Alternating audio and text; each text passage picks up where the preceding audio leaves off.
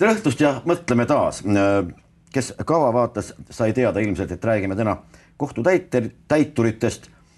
Nendega on seotud mitmesuguseid asju, mõnedel puhkudel on temast palju abi olnud, mõnedel puhkudel on näiteks väljamaal olles väga ebameeldiv kogemus seegi, kui teie arve on kogemata kombel kinni pandud, kas siis õigesti või valesti. Tuleb aga välja, et kohtutäiturite näol ei olegi tegemist tegelikult niivõrd mõjuvõimsate isikutega, nagu välja paistab. Argo Evelin stuudios, tere tulemast. Tere. Te väidate, et kohtutäitur tegelikult ei olegi mingisugune niisugune tegelane, kes võiks üldse mingeid arveid sulgeda, teie maise vara maha müüa või korraldada veel mingisuguseid repressioone teie suhtes. Täpselt nii. Inimesed peaks alati kohtutäituriga kohtudes küsima. Nagu inglise keeles öeldakse, et who are you? Kes sa selline oled, et mis on see alus, et sa võid minu või minu vara üle otsustada. Natukene uurimistööd tehes selgub, et tegemist on FIE-dega. Füüsilisest isikust ettevõtjatega. Jah, on see õige nimetus, füüsilisest isikust ettevõtjatega. Ettevõtlusvorm on erinevaid, eks ole, on osa ühingud, aktsiaseltsid ja ka füüsiliste isikute ettevõtjad, eks ole. Aga üks eraisikust ettevõtja ei saa teise eraisiku üle otsustada.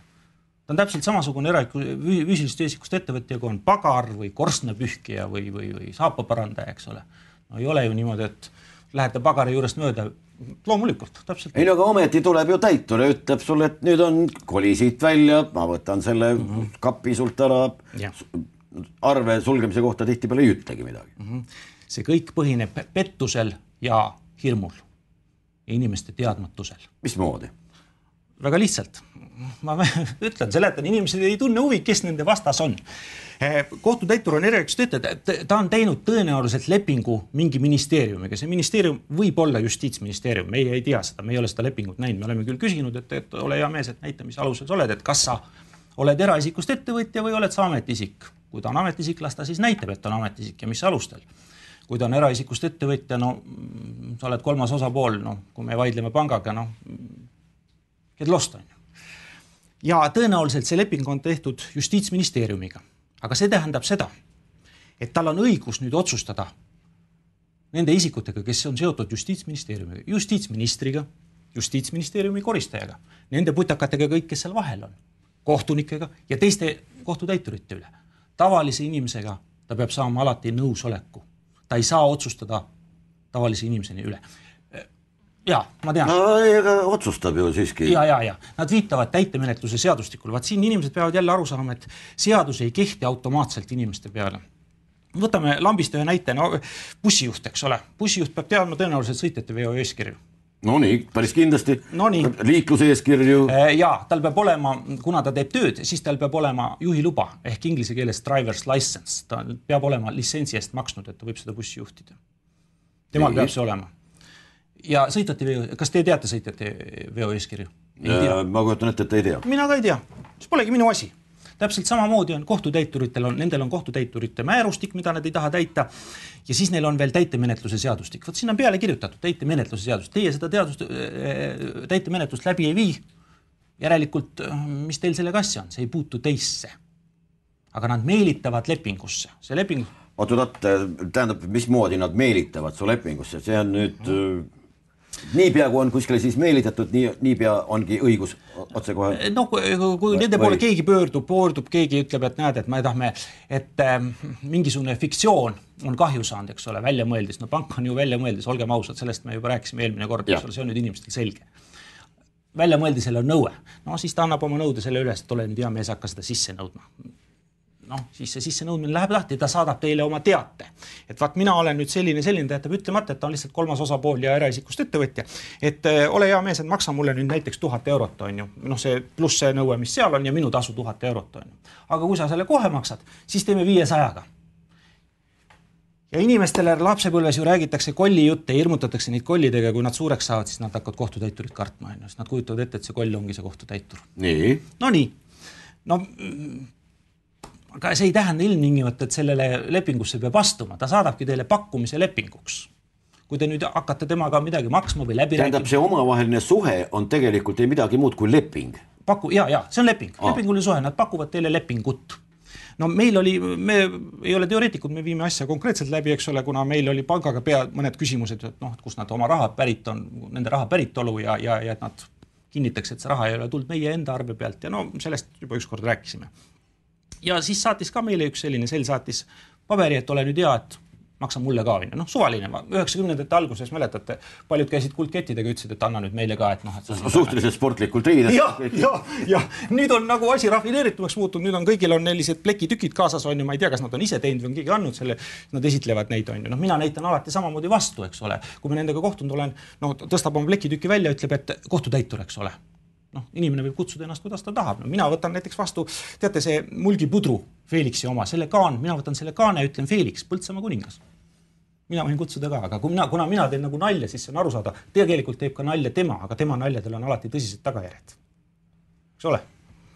No nii, ta on füüsilisest isikust ettevõtja, tuleb, ütleb, et anna raha siia, tähendab, saad pangale võlgu. Nii.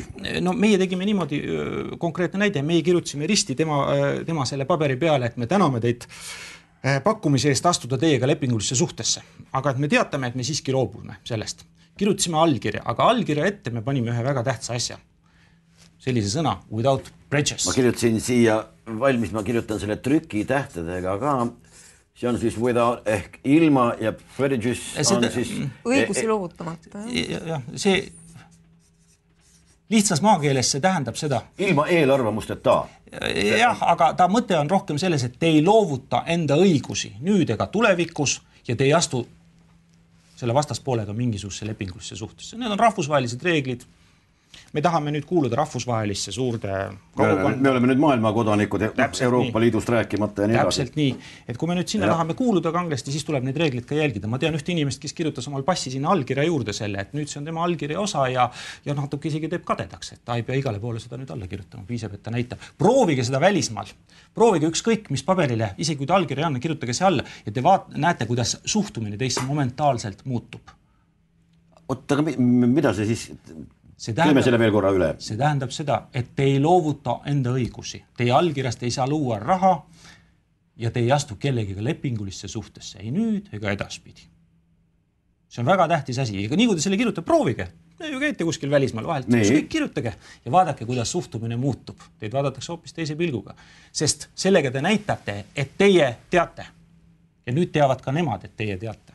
Need, kes teie vastas on. No aga tavaliselt nagu meie ametnikud ilmselt seda asja ju ei tea. Neil pole sellest õrna aimugi. Nad on Euroopa Liidu ametnikud nüüd. Euroopa Liidus inglise keel on ametlik asjaajamise keel. Kuidas ei tea? No see on ju, ma ütleksin, et see on nagu nende probleem. See ei ole minu probleem. Nii, aga tuleme siia tagasi. Tähendab, te kirjutasite sinna peale sellele... Ja saatsime tagasi. Saatsite tagasi. Saatsime tähitud kirjana tuleb saata tagasi, te kasutate kolmandat osapoolt, eks ole. Kelleks on siis Eesti Post. Ja, Eesti Post.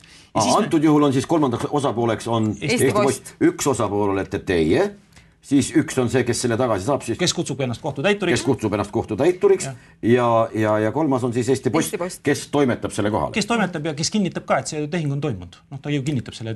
Sest sa saadad selle tähitud postiga. Jah, et saadetud. Ja, tema on nagu kinnitab, eks ole, seda ei ole vaja nagu siis keeruliseks ajada. Aga me pissime ühe paberi veel juurde. Seda kutsutakse courtesy notice'eks. See on selline viisakusteade, kus te teatate, mis maailmas on juhtunud. Nii. Eks ole. Et maailmas on juhtunud erinevad asjad, on ju. Me eelmine kord rääkisime siin saates sellest, et pangad on oma raha loomes, kuidas nad oma raha loovad, eks ole. Ja et mis maailmas juhtunud on. Siin on juhtunud ka veel üks väga huvitav dokument. Sa äkki ütled paremini selle dokumendi numbri, et jälle inimesed saavad vaadata. Dokumendi number oleks siis UCC dokument number 2012 09 60 74. Ja, aga need punktid võiks pärast muidugi vahelt ära võtta. Neid punkte ei ole siin? Ei, punkte ei ole, jah. Selge. Armas rahvast, neid punkte ei tasu siin arvestada. 2012 09 60 74. See dokument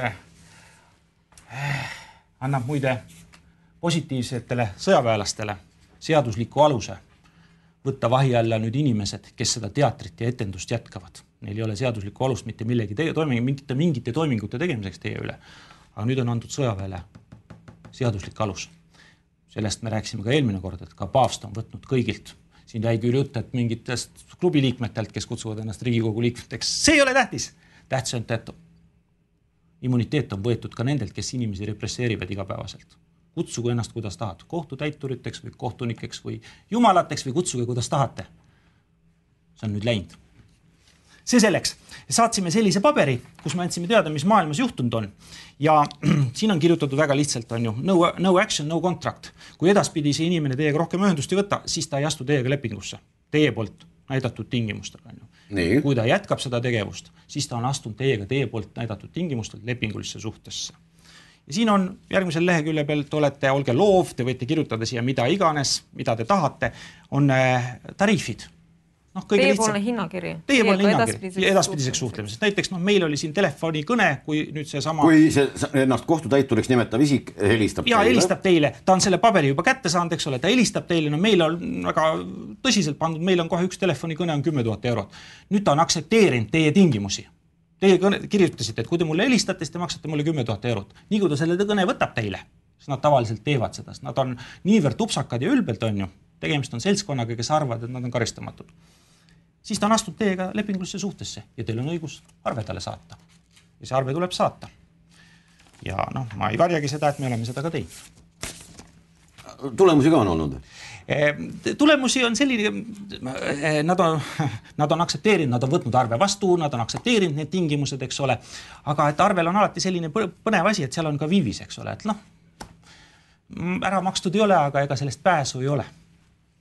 Kas te tõesti kujutate ette, et kui kunagi see kohtutäitur kas viiakse või jõuab ise nii kaugele, et hakkabki maksma? Ega pääsu ju ei ole. Selleks, et arvet mitte maksta, selleks on väga kindlad reeglid, aga seda ma siin rääkima ei hakka, see võtab nii palju aega. Võib-olla aega ei võta, aga polegi vaja kõigil teada. Aga need on mingisugused sellised mängureeglid, mis tuleb välja, et kehtivad, aga mille olemasolust inimene ju mitte mingil kujul, ta pole kuulnudki, ta pole õhkõrna aimugi, et missugused mängureeglid tegelikult siin maailmas, mille liikmed me nüüd oleme, kõik võimalike organisatsioonide kaudu, missugused kehtivad. Vaadake, sellega tehti niisugune asi, kui Eesti NSV lõppes, eks ole, lõppes Eesti NSV ära, siis oli piltlikult öeldes tegemist on mereseadusega, admiriteediseaduse, kõik läheb admiriteedi alla, raha, kinnisvarase läheb admiriteedi alla. Ja nüüd Eesti NSV lahkus. Kapten oli lahkunud laevast. Need inimesed olidki nende kodude omanikud juba. Nende korterite, nad olidki nende omanikud. Seal ei ole teist juttu. Kui kapten lahkub laevast, siis te võite selle laeva üle võtta. See on teie laev. Seda ametlikult tunnistatakse. Ja nüüd kohalikud kupjad, kiltrid, aidamehed, need olid nüüd hädas. Kuidas me tulevikus nende vara kokku saame korjata? Siis kutsuti välismaalt Kavalants. Kavalants ütles, et kuulge, teeme erastamise. Nii. Kohalikud kupjad, kiltrid, aidamehed ütlesid, et issand jumal, et kui me nüüd hakkame nõudma raha nende korterite eest, et siis tõenäoliselt isegi see tuim eestlane võtab vikati ja tuleb sinna paganama Toompeale, eks ole. No võt sel hetkel võib-olla ise kord tuleks tulnud, aga nüüd... nüüd võib-olla jah, ei tule. Nüüd ei tule. Aga siis välismaine Kavalants, see ütles, et teate, andke neile kollased kaardid. Pange sinna peale kirja ükskõik, et laste arvu, juuste pikkuse või tööaastate või ükskõik mille peale. Andke neile kollased kaardid. Ja nüüd las teevad erastamise, eks ole. Osad inimesed ei tahtnud erastada, oli nii. Ja. Siis saadeti neile ukse taha inimesed, kes ütlesid, et me erastame ise teie korterid ära. Ja siis loomulikult need inimesed, kes ei soovinud ennem erastada, need läksid kohe, erastasid korteri ära. Eks ole. Ja nüüd see tähendab seda. Toimus selline erastamine. Inimesed pidid tasuma millegi eest, mis juba kuulus neile on ju.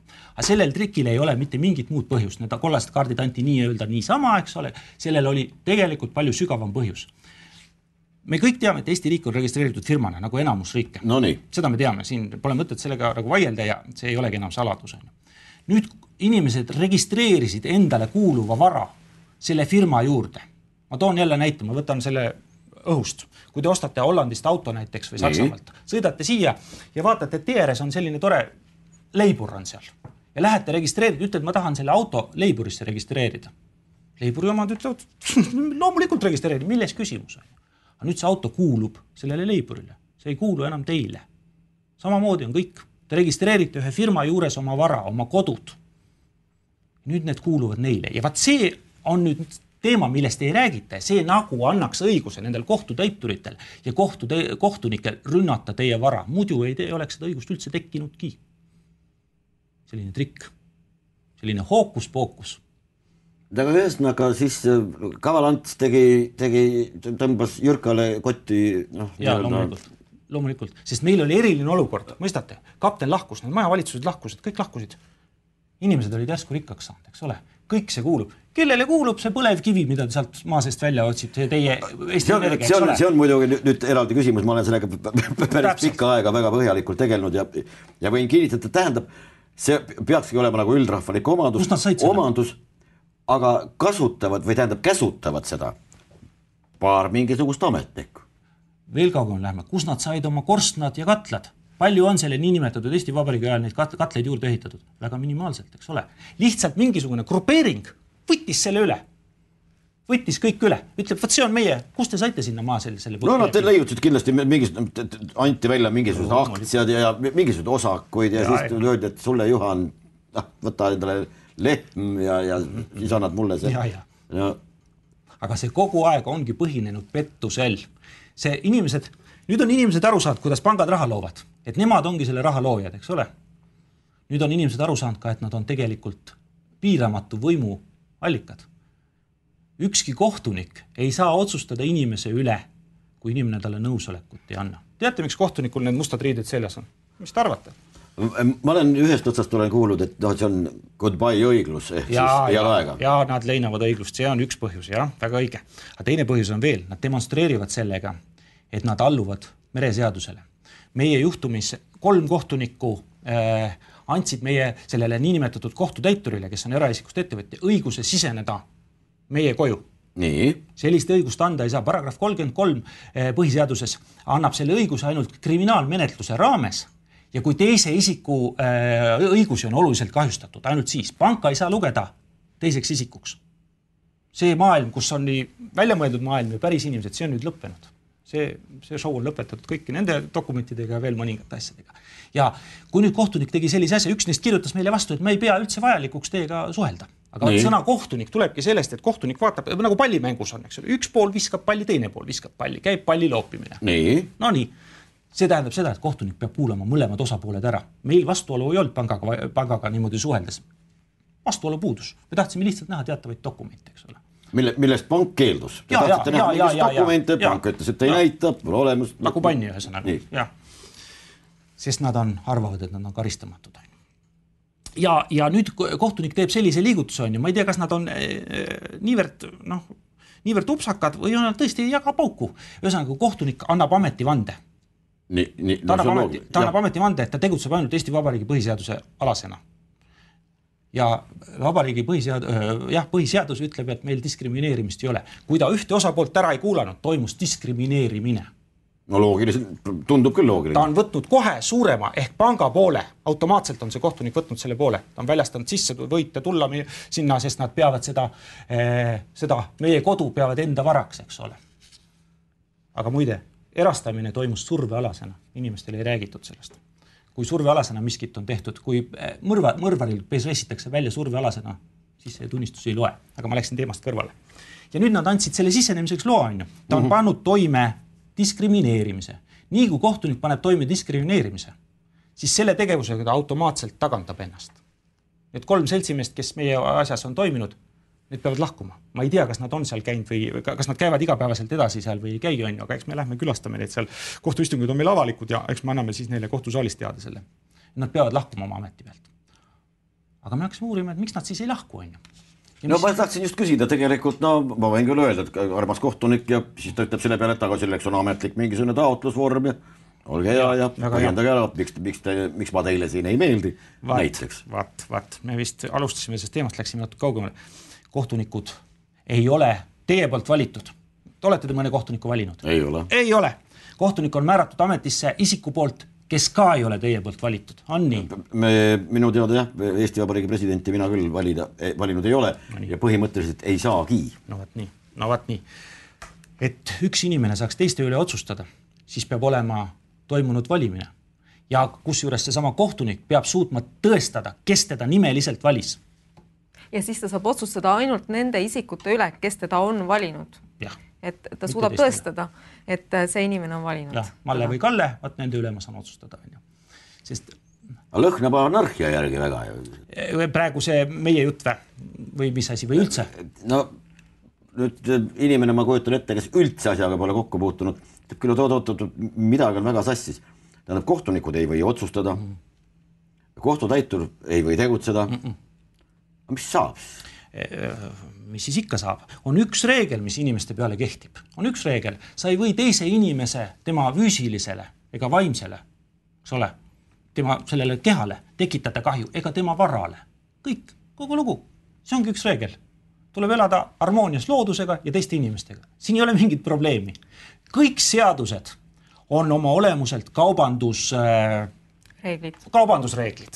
Seda kutsutakse commerce game, on õige sõna. Ei ole äri, ei ole business, eks ole. Commerce game. Jah. Kirjutan siia üles veel. Jah. See kõik on commerce game. Ja kogu asi käib ainult raha peale. Meile jääb mulje, et isegi paljud kohtunikud vist ei tea, et mille alasena nad tegelikult teevad ja miks neil see õlts seljas on. Mega alguses mõtlesin, et nii tõsine amet, eks ole, ja inimestel on selline must seljas, et mängivad nahkiivi, eks ole. See on ülemaaliselt ja niimoodi. Ja, aga sellega näidataksegi, et ollakse mereseaduse ehk admiriteediseaduse alasena. No aga mis me siis nüüd selle kohtutäiturlusega kui sellisega peale hakkame? Mis siin ikka vaja hakata? Inimesed peavad teadma, kuidas see asi käib, et neid meilitatakse kogu aeg lepingutesse, kuna nendest lepingutesse... Käime selle korra veel üle, tähendab igasugune meie omavaheline läbikäimine, niipea kui ma esitan näiteks trahvikviitungi, Argo, kas liikluse eeskirju või sõitsid ilma vastava sõidudokumendita või piletita, jänest või midagi. Niipea kui sulle ulatatakse mingisugune trahvikviitung, kas see on juba siis ettepanek? See on ettepanek lepinguks, aga lepingust võib keelduda, seda võib ka aktsepteerida. See tuleb lihtsalt tagasi saata. Ongi kogu lugu, eks ole. Kui nad nüüd jätkavad, siis asi on tõsine. Paljud mõtlevad, et see, mis ma siin ütlen, et see mereseadus, see on nagu tõsine asi. Vaadake, see mereseadus ei saa maa peal, sellel on üks tingimus, et ta maa peal üldse saaks olla. Paljud ütlevad, mis puhul mereseadusest sa kogu aeg räägid, me elame kuiva maa peal, eks ole. See mereseadus kehtib siis, kui see asukoha maa ehk riik deklareerib sõda. Ta ei pea füüsiliselt sõdima. Piisab, kui ta ütleb, et ma kuulutame sõja lumele. Või terrorismile. Terrorismile, see kõlab veel paremini, eks ole. Ja nüüd tänu sellele nad saavad selle maa peale tuua, aga see teeb sellest samast admiriteediseadusest maa peal, teeb sõjaseaduse. See seltskond tegutseb nüüd sõjaseaduse alasena, koos kõige tulenemaga. Sõjakuriteed ei aegu. Asi on tõsine. Ei, aga tähendab, kus me neid juurikaid peaksime otsima või kus koha pealt neid lähtekohti vaatama, tähendab, see on üks suur manipulatsioon, see on selge. Jaa, loomulikult. Seda manipulatsiooni viivad läbi meie tingimustes vähemalt suuresti need isikud, kellel sellest õrna aimu ei ole, et nad on ise manipulatsioonialased. Nad ka ise manipuleeritavad. Aga äkki siis tuleks küsida, kui inimene, kes satub kohtusaali, näiteks ta võiks ju kohtuniku käest küsida, et kas ta tegutseb oma ametivande alasena või tegutseb ta admiriteediseaduse alasena. Ma isegi julgelt ütlen selle välja, eks ole. Ja ta peab vastama. Ainuke, mida see kohtunik saab teha, on lahkuda kohtusaalist, et mitte nüüd väga tõsiselt orki lennata. Need on väga tõsised asjad. Paneme täiega. Teil on praktiline kogemus taga olemas üsna pikk. Kas teile see lootusetuna ei tundu see ettevõtmine? Miks ta lootusetu tunnud? Kui tegemist on commerce game'iga, eks ole, siis nii öelda, et just business, nothing personal, nagu ütlevad lätlased, eks ole. Et see on igale ettevõttele saab esitada ka vastunõudmisi. On nii. Kui pank esitab teil nõudmisi, siis seda kutsutakse peegli tegemiseks. Te teete täpselt samamoodi. Nad ju õpetavad teid. See kohtusüsteem ja need kohtutäiturid õpetavad. Tehke täpselt samamoodi vastu neile. Aga kus peaks inimene selle vaimujõu ja teadmised võtma? Ja loomulikult, kui seda ei ole, ega siis võib ju alati ka loobuda sellest, eks ole. Mina ütlengi... Mängida nende mängu, nende reeglite järgi. Ja ongi kõige lihtsam. Et eks ole tõesti, ega nüüd ütleme 20 eurose mingisuguse nõude pärast ei ole nüüd mõtet kogu seda sirkust läbi viia, eks ole. Et see on energiakulutus ja võib-olla tõesti seal ei ole mõtet, eks ole.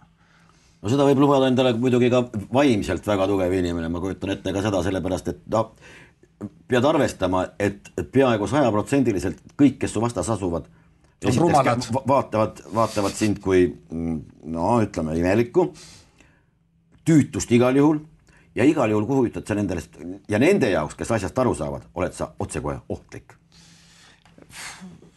Sellega on nüüd niisugune asi, et mis sa nüüd ikka ohtlik on ju. Ohtlikud on need inimesed, kes ei tea. Inimene, kes teab, ta on ju väärikas. Tal ei ole ju probleemi, eks ole. Ta ei ole kellegile ohtlik. Selline terminoloogia, ma mõtlen kas või seda samane äsja mainitud väärikus, selle kasutamisagedus on nulli lähedane või ongi päris null. Aga ma arvan, et see tuleb tagasi, kui inimene teab. Kui ta teab, et tema on selle pangaväärtuse allikas, kui ta teab, et ükski seadus ei kehti tema peale, kui ta ei anna luba, kui ta ei ole teisele inimesele kahju tekitanud. See reaalne kahju saaja peab alati olema. Ei ole nii, et mingi amet sai kahju. No kutsuge see amet kohale. Kahju saaja peab kohale tulema. Või mingi pank. See ei ole võimalik. Kutsuge ta kohale, ta peab suutma kohale ilmuda.